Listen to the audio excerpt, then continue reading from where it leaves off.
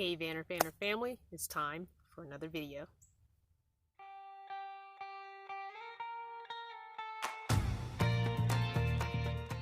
Today's video is brought to you by Nomad Internet. Check them out. The link is down below, and don't forget to use the discount code CrystalVanner25. So today I really don't have anything to talk about, but I decided to do a little Think on It Thursday kind of thing, and wanted to just share a little advice with you if you are just now beginning this journey, which I get emails from you a lot. I get comments in the videos a lot about those wanting to start this journey or just starting this journey. And my biggest thing that I want to say to those new or about to start their journey, I would say start with the basics. Make sure you have a good bed. Whether you choose to do your bed across the back, like I now have my bed, whether you choose to do it on one side or the other, that's your main focus, is your bed. Honestly, I would tell people don't do an elaborate build out, because probably half the people out there doing this would redo their build out if they could a year or two later. They would say, man, I wish I had done this instead of this. And some of them have done it. Some of them have pulled things out and redone it. So don't expect someone else's van life journey to be your van life journey. Okay? We are all different people. Our journeys are going to be very different. Our budgets are very different. Even if you take 10 people that have the exact same van, year, make, model, mileage, everything, that van is going to look different. It's going to function differently, and they're going to live in and out of it differently. No two vans will look the same. They may be similarities, but they won't look exactly the same, because everyone is different, and what's important to you might not be important to me. I don't have a lot of clothes. This is pretty much all of my clothes. I do have some laundry that needs to be washed, but this is all my summer and winter wardrobe here. I have everything hanging up.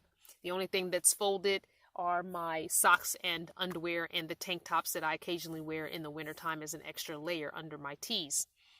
I switch from my short sleeve tees like this to a few long sleeve tees. Those long sleeve tees can be worn underneath every short sleeve tee that I own, so that gives me 2 layers of clothing.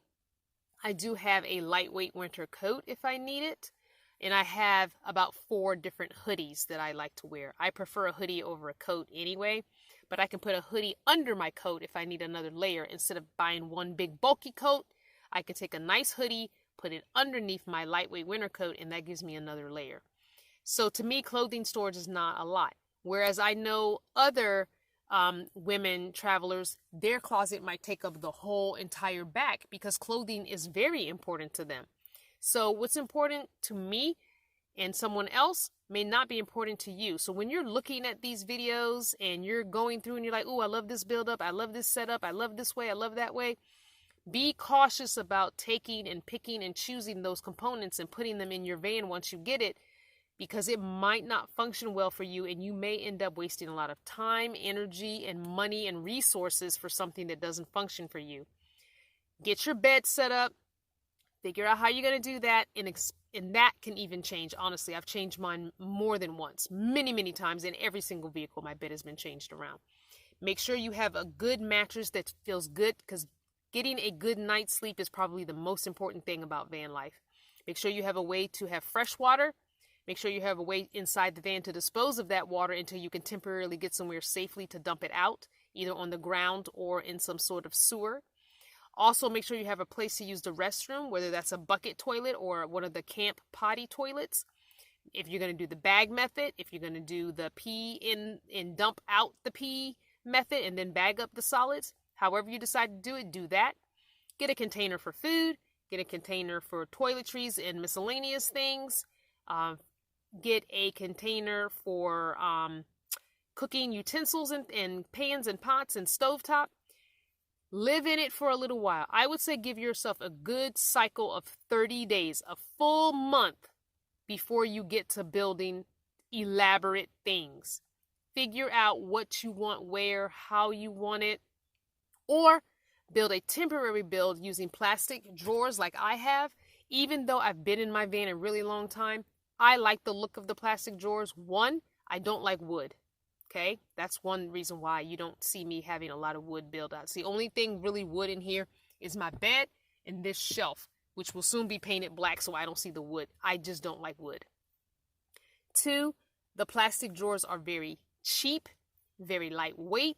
You don't want to build too heavily because then that cuts into your gas mileage and your engine performance. So you just want to be real cautious and keep everything as streamlined as possible in the beginning. Get to know your van.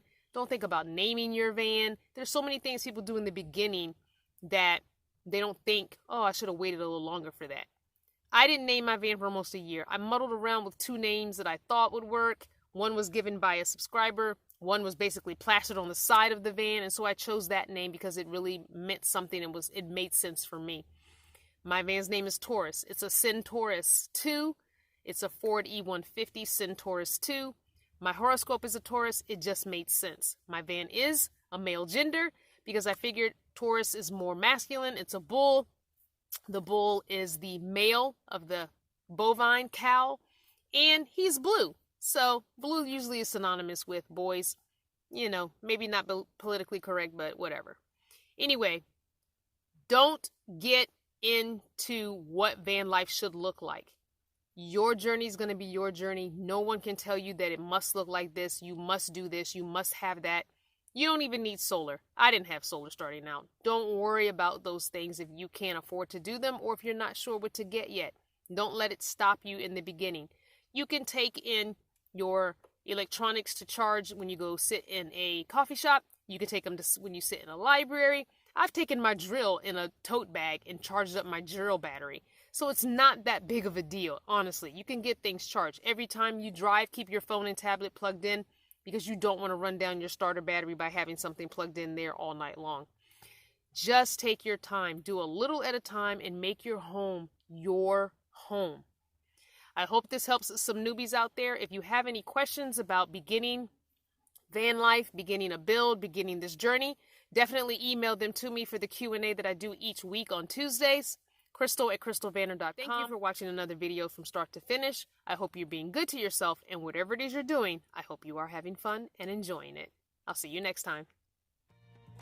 This video was sponsored by Nomad Internet. Get a discount by using CrystalVanner 25, and a special thank you to all my channel partners.